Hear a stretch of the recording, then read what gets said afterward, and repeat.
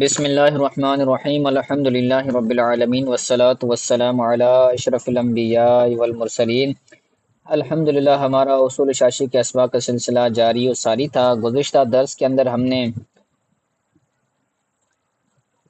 ایک اصول پڑھا تھا اور اس اصول کے تحت چند احکامات بھی ہم نے ملاحظہ کیے کہ جو فعل کا حرام ہونا ہے وہ احکام کے مرتب ہونے کے منافی نہیں ہے۔ اب اسی اعتبار سے ایک اور بات ہے اور اسی بات یا اس اصول اس قاعدے پر ایک مثال بیان کریں گے۔ تو کہتے ہیں وَبِاعْتِبَارِ هَذَا الْأَصْلِ اس اصول کے اعتبار سے اللہ تبارک تعالیٰ کے قول وفی قولہ تعالی وَلَا تَقْبَلُوا لَهُمْ شَهَادَةً عَبَدًا، تم ان کی ہمیشہ گواہی قبول نہ کرو۔ لا تقبلو قبول نہ کرو، ان کی ہمیشہ گواہی۔ لہم کے اندر جو ہم ضمیر ہیں اس سے مراد ہے محدودین فی القذف۔ محدودین فی القذف کون لوگ ہوتے ہیں؟ یہ وہ لوگ ہوتے ہیں کہ جنہوں نے عورت پر زنا کی تہمت باندھی ہو۔ عورت پر یہ تہمت لگائی کہ اس عورت نے کیا کیا ہے؟ زنا کیا ہے۔ تو زنا کی تہمت لگانے والے کو اور وہ بعد میں پتہ چلا کہ انہوں نے جھوٹی تہمت باندھی تھی، جھوٹ بولا تھا، تو پھر اب ان کو حد لگائی جاتی ہے ان پر۔ جھوٹ بولنے کی وجہ سے کوڑے مارے جاتے ہیں، غالباً 80 کوڑے مارے جاتے ہیں۔ تو اب ان پر جو حد لگائی گئی تو اس کو کہتے ہیں محدودین فی القذف، یعنی قذف کی ضمن میں ان کو حد لگائی گئی ہے۔ وَبِاعْتِبَارِ هَذَا الْأَصْلِ قُلْنَا فِي قَوْلِهِ تَعَالَى وَلَا تَقْبَلُوا لَهُمْ شَهَادَةً أَبَدًا إِنَّ الْفَاسِقَ مِنْ أَهْلِ الشَّهَادَةِ۔ اس اصول کے اعتبار سے ہم نے اللہ تعالیٰ کے اس فرمان میں یہ کہا کہ جو فاسق ہیں وہ اہل شہادت میں سے ہیں۔ یہ خبر ہے، ان الفاسق من اہل شہادت، یہ قلنا کا مفعول بہ ہے۔ ہم نے کیا کہا؟ ہم نے یہ کہا کہ ان الفاسق من اہل شہادت، جو فاسق ہے وہ اہل شہادت میں سے ہے، یعنی وہ گواہی دے سکتا ہے۔ اس سے پہلے یہ اصول ہے، اصل ہے، تو اصل کا مطلب اوپر لکھا ہوا ہے وَهُوَ أَنَّ النَّحْيَ لَا يَنْفِي الْوُجُودَ الْمَشْعُورِيَّةَ، جو نہیں ہے وہ مشروعیت کے پائے جانے کے منافی نہیں ہے۔ یعنی ایک چیز ہے جس سے منع کیا گیا ہے، اب کسی اعتبار سے اس چیز سے منع کیا گیا ہے تو اب اس چیز کا عدم نہیں شمار کیا جائے گا کہ وہ چیز ہے ہی نہیں، کیونکہ چیز ہوگی تبھی تو اس سے منع کیا گیا ہے۔ یہی کہہ رہے ہیں کہ جو نہیں ہے وہ مشروعیت کے پائے جانے کے منافی نہیں ہے۔ مشروعیت کے پائے جانے کے منافی نہیں ہے کہ اگر کسی چیز سے نفی ہے تو وہ کبھی بھی جائز نہ ہو، کبھی بھی اس کا جائز ہونا یہ پایا نہ جائے، تو ایسا نہیں ہے۔ تو اللہ تعالیٰ کے کلام میں ولا تقبلوا لهم شہادۃ ابدا، تم ان لوگوں کی ہمیشہ شہادت قبول نہ کرو۔ تو اب اس کے اندر جو محدودین فی القذف ہیں وہ بھی ایک اعتبار سے فاسق ہیں کہ انہوں نے جھوٹ بولا ہے عورت پر جھوٹ بولنے کی وجہ سے اب وہ محدود فی القذف ہو گئے ہیں، تو اب ان کی ہمیشہ گواہی نہیں قبول کی جائے گی۔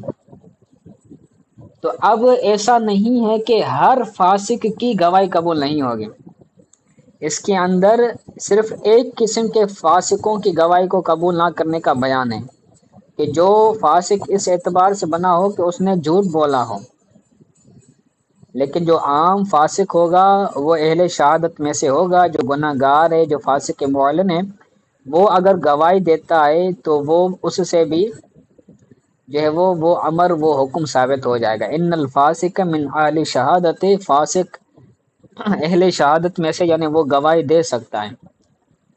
فَيَنْعَقِدُ النِّکاحُ تو نکاح منعقد ہو جائے گا بشہادت الفساق فاسقوں کے شہادت دینے کی وجہ سے۔ اگر فاسق ہیں، وہ فاسق گواہی دیتے ہیں کہ نکاح کی، تو وہ نکاح واقع ہو جائے گا، نکاح منعقد ہو جائے گا۔ ٹھیک ہے، سمجھ آ رہا ہے؟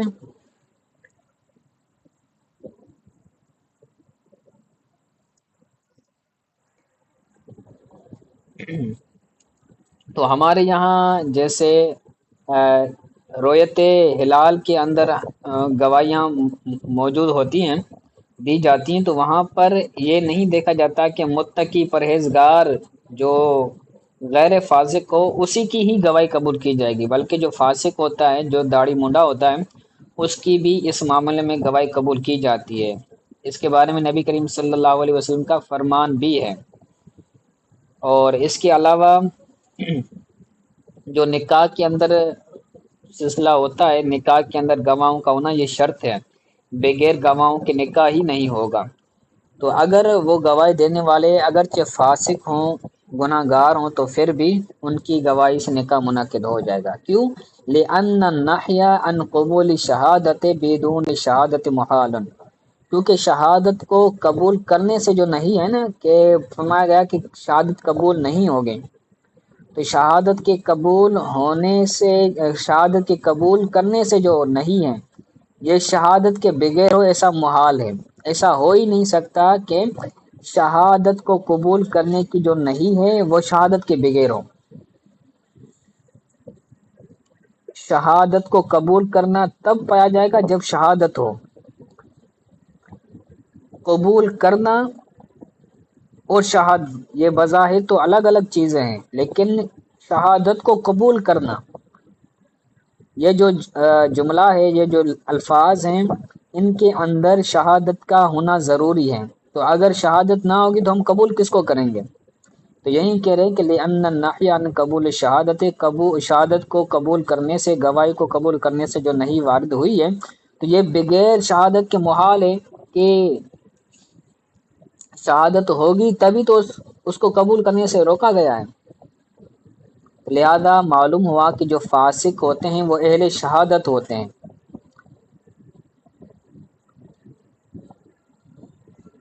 ٹھیک ہے، امام شافعی علیہ رحمہ شوافی کا یہ موقف ہے کہ جو فاسق بندہ ہے اس کی گواہی کبھی بھی قبول نہیں کی جائے گی، فاسق کی مطلقاً گواہی قبول نہیں ہوگی۔ آگے کہتے ہیں وَإِنَّمَا لَمْ تُقْبَلْ شَهَادَتُهُمْ لِفَسَادِ فِي الْأَدَاءِ لَا لِعَدَمِ الشَّهَادَةِ، ان کی جو شہادت قبول نہیں کی جاتی تو یہ ادا کے فساد کی وجہ سے ہیں، لِفَسَادِ فِي الْأَدَاءِ، ادا میں فساد کرنے کی وجہ سے ہوتی ہیں، کہ جو محدودین فی القذف ہوتے ہیں وہ ادا میں فساد کی وجہ سے ہے کہ انہوں نے جو پہلے شہادت دی تھی اس کے اندر ان کا فساد واقع ہو چکا ہے۔ تو لال عدم شہادت، عدم شہادت کی وجہ سے نہیں ہے کہ وہ شہادت دینے کے اہل ہی نہیں ہیں، ایسا نہیں، وہ شہادت دینے کے اہل ہیں لیکن ان کی جو شہادت ہے ان کو ادا نہیں کیا جائے گا، ان کو قبول نہیں کیا جائے گا۔ جو فاسق آتے ہیں محدودین فی القذف کے ضمن میں، وعلی ھذا لا یجب علیہم اللعان، اسی وجہ سے ان پر لعان واجب نہیں ہے، یعنی جو محدودین فی القذف ہیں تو ان پر لعان واجب نہیں ہے۔ لعان کا مطلب ہوتا ہے بعید کرنا، ویسے تو یہ لعنت سے ہیں، ہم سنتے آ رہے ہیں لعنت اللہ علی الکاذبین، یہ بار بار ہم الفاظ سنتے ہیں، فلاں پر لعنت ہو، فلاں پر لعنت ہو۔ لعنت کا مطلب کیا ہے؟ لعنت کا مطلب ہے کسی کو اللہ کی رحمت سے دور کرنا، اسی سے لعان ہے۔ تو لعان کے اندر کیا ہوتا ہے؟ چار گواہیاں ہوتی ہیں۔ پہلے تو اگر کوئی بندہ کسی پر زنا کی تہمت لگاتا ہے، جیسے شوہر ہے اپنی بیوی کو زنا کی تہمت لگاتا ہے، تو اب ہم اس کو کہیں گے کہ 4 گواہ لاؤ۔ چار گواہ نہ لا سکا تو کہیں گے کہ چار گواہیاں دو کہ میں اللہ کی قسم کھا کر کہتا ہوں کہ اس نے زنا کیا ہے، یہ چار مرتبہ کرے گا، اور پانچویں مرتبہ لعنت کرے گا کہ اگر میں اپنی اس دعوے میں، اپنی اس کلام میں جھوٹا ہوں تو مجھ پر اللہ کی لعنت ہو۔ اسی طرح شوہر، اسی طرح بیوی بھی لعان کرے گی۔ تو یہ اس فقہ کے باب میں ایک طویل بحث آتی ہے طلاق کے اعتبار سے، طلاق کے ضمن میں یہ چیزیں آتی ہیں۔ تو لعان یہ ایک طرح کا حکم ہے کہ اگر کوئی بندہ زنا پر گواہی نہیں لا پاتا، گواہ نہیں لا پاتا چار گواہوں تو کو اب وہ بندہ لعان کرے گا، یعنی چار شہادتیں کرے گا، اور چار شہادتیں کرنے کے بعد پانچویں مرتبہ وہ لعنت کرے گا کہ اگر میں اپنی اس دعویٰ میں جھوٹا ہوں تو مجھ پر اللہ کی لعنت ہو۔ تو اس کو لعان کہا جاتا ہے۔ تو اب جو فاسق معلن ہے یا جو محدود فی القذف ہے، ان پر لعان لازم نہیں ہوتا، کیونکہ وہ اہل شہادت ہیں۔ شہادت کی وجہ سے لا لعدم شہادت، شہادت کے نہ ہونے کی وجہ سے نہیں ہے کہ ان کی شہادت کبھی بھی نہیں ہوگی، یعنی وہ اصلاً شہادت کے اہل ہی نہیں ہیں۔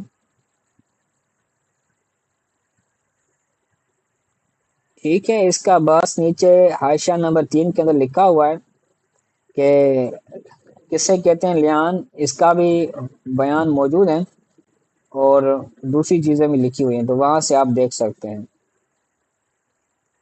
آگے کہتے ہیں لأن ذالک اداء الشہادۃ، لأن ذالک اداء الشہادۃ ولا اداء مع الفسق، کیونکہ وہ شہادت کو ادا کرنا ہے۔ لعان کرنا، لعان کے اندر کیا ہوتا ہے؟ شہادت کو ادا کیا جاتا ہے۔ ولا ادا مع الفسق، اور جو فسق ہے اس کے ساتھ ادا نہیں ہوتی۔ پیچھے بیان ہوا نا کہ جو ان کی شہادت کو قبول نہیں کیا جاتا، انما لم تقبل شہادتهم لفساد فی الاداء، ادا میں فساد کی وجہ سے ان کی شہادت کو قبول نہیں کیا جاتا۔ تو اگر ہم لعان ان سے لیں تو لعان کے اندر شہادت کو قبول کیا جاتا ہے کہ واقعی یہ بندہ سچ بول رہا ہے، اور ہم اس کو جو ہے وہ لعان کروا کے چھوڑ دیتے ہیں۔ لیکن لعان کے اندر جو گواہی ہے، لعان کے اندر گواہی کو ادا نہیں مان رہے ہیں، کیونکہ وہ فاسق ہے، اور فاسق سے شہادت کے ادا ہونا یہ نہیں پایا جا سکتا۔ لأن ذالک، کیونکہ وہ جو لعان ہے، ذالک کا مراد ہے لعان، لعان وہ شہادت کو ادا کرنا ہے، اور جو ادا ہوتی ہے، شہادت کو ادا کرنا ہوتا ہے، وہ فسق کے ساتھ نہیں ہوتا۔ تو جو بندہ فاسق ہوگا اس کی شہادت کو ادا نہیں کیا جائے گا، بلکہ وہ بندہ شہادت جو ہے وہ شہادت اس کی مانی جائے گی، اور وہ اہل شہادت میں سے ہوگا۔ ٹھیک ہے، سمجھ آیا؟